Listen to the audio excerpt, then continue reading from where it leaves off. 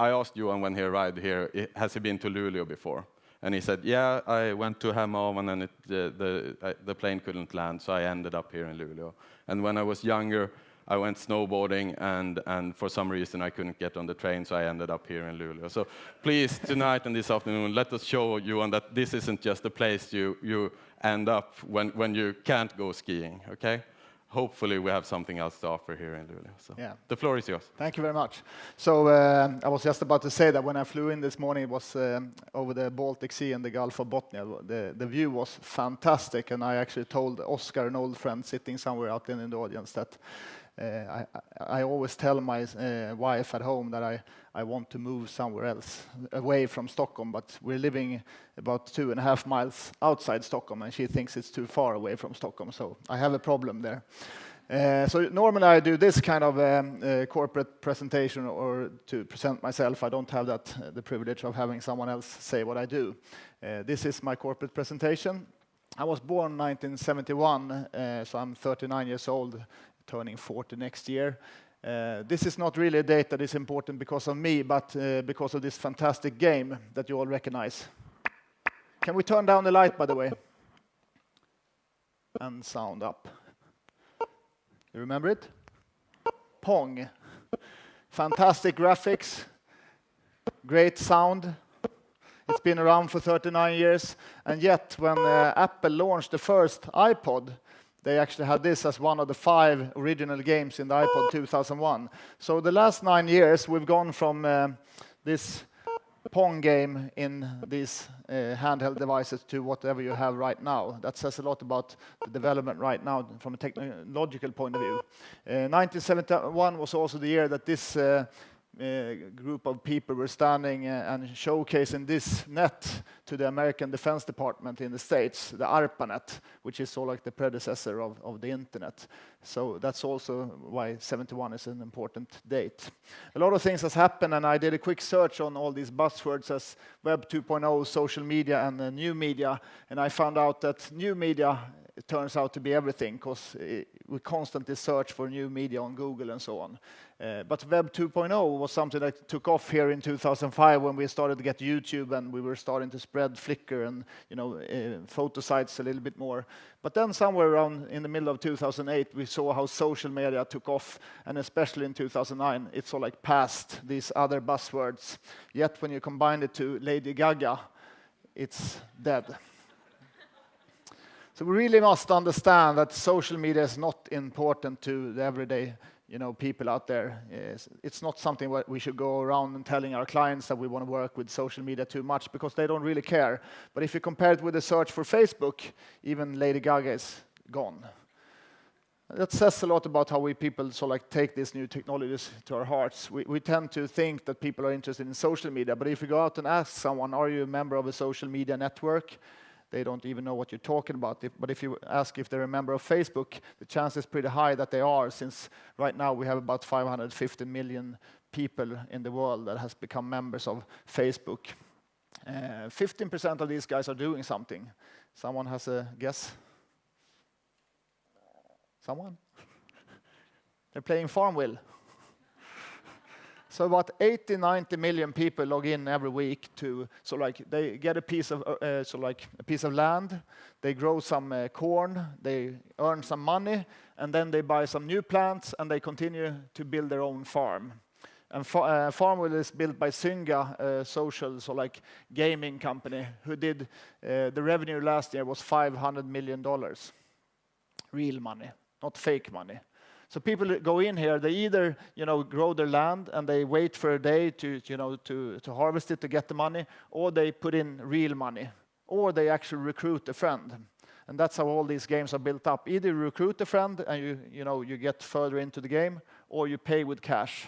And that's how these games are growing so fast. And if you go into a store in the States and buy spinach, I remember that fantastic spinach man from when I was young. You get 5 Farmville cash, so you can go in there and buy some plants and so on. And that says a lot, because before we had, one of these coupons of 5% when you walked out the cashier, but now we actually get to go on to Farmville and then spend some money. Rupert Murdoch, he sort of like understood this already in 2006 when he said, technology is shifting the power away from the establishment. Now it's the people are in control. Rupert, he's heading, for example, New York Times and Washington Post, and you know, we all know what's happening to the newspapers. They're in big trouble. And only 1 month ago, Rupert Murdoch actually went out and said that he didn't think that New York Times would have a paper edition of New York Times in 2014. That's 3 years away from now, due to basically the iPad and what's happened in its wake, sort of. Still, we have Swedish editors-in-chief like Gunilla Herlitz here. She's going to try to find new ways. I'll work hard to find new business on the digital side, but don't ask me about Facebook or Twitter, because you won't find me there. And this is really the problem right now. When I go out and I give a lot of speeches in Sweden, for example, but also in Europe, I always meet these CEOs and, you know, head of management and marketing directors and so on. And they think they should start doing something in the digital channels, but they never tried Facebook or Twitter themselves. So that means they don't really know what it's all about. And I often compare this to, for example, architecture. If you're running a brand and you're building a new store, and the architecture come to you and he hasn't put a front door in, you'll tell him, like, what have you done? People can only enter to the back of the, you know, the store. And then he is going to, you know, change that, of course. But when consultants come to you guys and they say, this is how the website is going to look, this is how the app is going to look, this is how your digital strategy is going to look, and you don't even know where the front door is, you don't have you can't really have an influence on how to build a good strategy. Because the fact is that right now we are moving the way we're communicating from, you know, old squares. Here we have Luleå, 54,000 inhabitants. We're moving away from the cities where, you know, kids, they stay online, and grown-ups go online as well. We have on Facebook 4.6 million Swedish members. If I would be here and give this speech about 1 year ago, that figure would be 2.5 million Swedish members. Facebook is growing with 127,000 people a week. And this number is enormous, because if we go back to one of the networks that Facebook has actually destroyed, which was called Luleå. I don't know if you remember Luleå. It was a big Swedish community. They had less people logged in to the entire Luleå when they went bankrupt in 2007 than Facebook is growing with every week. So what's happening right now is that we're going through a phase that before we had all these tools. I mean, already in 97, 98, we had something called 6degrees.com, which was more or less exactly what Facebook is today. But now we have big masses of people moving here. And suddenly my mom sits with her phone, she shoots videos, uploads them to Facebook, and she starts to understand how to communicate online. And this is going to have an enormous effect on how brands and services are basically treated online, since basically the understanding of digital communication and networks and how they work is coming up on a much bigger level. Out of these people, the 4.6 million members, 71% of these guys in Sweden are in the age between 18 and 65, meaning they're basically at work somewhere. So we have a lot of people here. So we really have to start thinking new and start thinking differently, since we're moving from a world where brands could basically create products and services somewhere around here to the left, and then we communicated them to the consumers to the right on your side.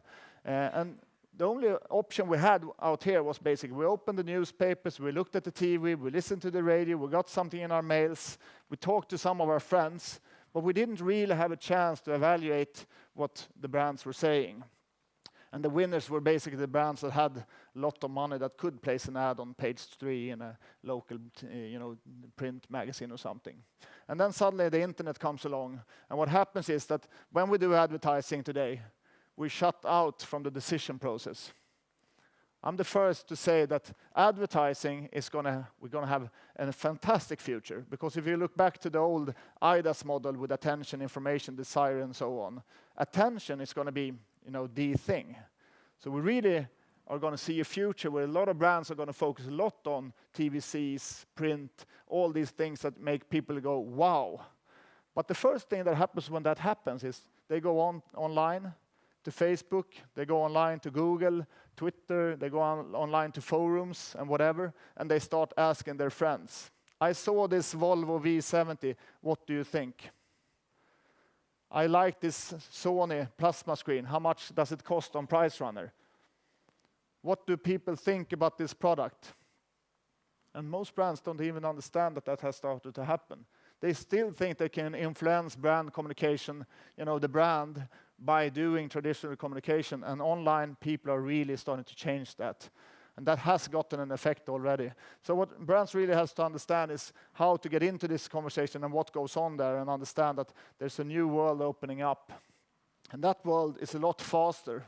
If we go back to, for example, to Facebook, it was launched 2006 when it opened up to the public. That's 4.5 years ago. And there are already over 500 million people on Facebook. We can see how new technologies, for example, I talked about the iPhone. This was launched less than 4 years ago, and we've already got a new game changer coming on that is built on this technology.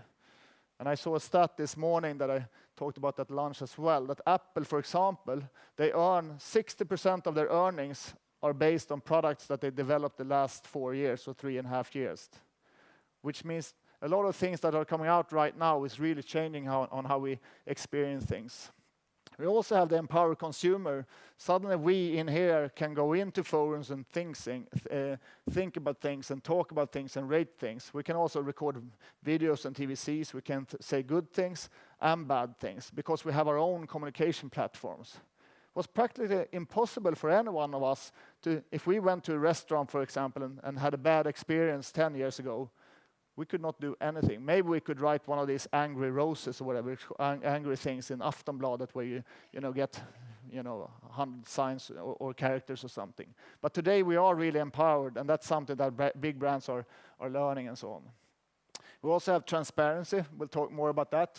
But the fact that pricing, for example, you have this old 4P model. Pricing is all out of it because the second you have one competitor, people start comparing. And we now do this on a lot of consumer products, but when I was down in Malmö the other week, I talked to a company that are building houses, and they had a problem because someone had started a concrete, when you have concrete, when you do the houses, where you can compare prices of the concrete that you got delivered to houses. So suddenly they could not have, whatever price they needed. They just had to have the price that people were expecting from the market. And everything is starting to go global as well. We're seeing this from a communication point of view, but especially from a business point of view. And this is something that personally scares me a little bit because suddenly I end up buying products in digital platforms that someone has created in another country that has a lot more people in that country, so they can take this much of the cost. Whereas in Sweden, we should have that price. So we end up changing our business based on global companies. And then finally, we have these new generations that are growing up right now. I have 2 daughters that are 3 and 5 years old. Dad, why do we need 5 fingers when there's only 2 mouse buttons?